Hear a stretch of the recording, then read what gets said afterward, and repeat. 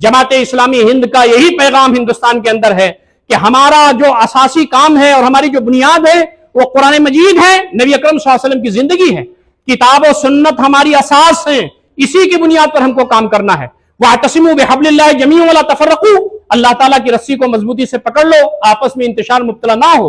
जमात इस्लामी मसलक नहीं है, जमात इस्लामी एक मुत्तहदा प्लेटफॉर्म है, इत्तेहाद का एक प्लेटफॉर्म है।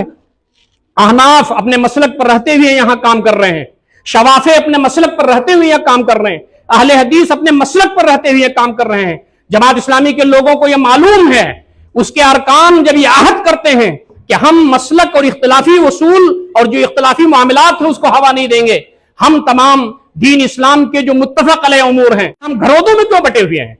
अपने अपने मसलक पर रहते हुए अपना मसलक ना छोड़िए। जमात का यही पैगाम नबी अकरम सल्लल्लाहु अलैहि वसल्लम की तालीमात की रोशनी में है। अपने मसलक पर रहते हुए नबी अकरम सल्लल्लाहु अलैहि वसल्लम के उम्मती बनिए, अल्लाह रब्बुल इज्जत के कलमे को बुलंद करने का काम कीजिए। जमात इस्लामी इस वक्त मसलक से ऊपर उठ करके मुत्तहिदा प्लेटफॉर्म है, जैसा मैंने अर्ज किया। और आपके लिए मैं एक बात सिर्फ रेफरेंस की दे दूं कि जमात इस्लामी का जो अमीर है वो हनफी है, और जमात इस्लामी का जो नायब अमीर आपके सामने खड़ा है यह अहले हदीस है, और जमात इस्लामी का सेक्रेटरी जनरल वो शाफई है। ये जमात इस्लामी है। जमात इस्लामी मसलक की बात नहीं करती, जमात इस्लामी मसलक से ऊपर उठ करके कलमे की बुनियाद पर, अल्लाह की बुनियाद पर, रसूल की बुनियाद पर, कुरान की बुनियाद पर, मरकज तौहीद की बुनियाद पर हम तमाम एक हैं। हमारी सफों में दरार पैदा नहीं होना चाहिए।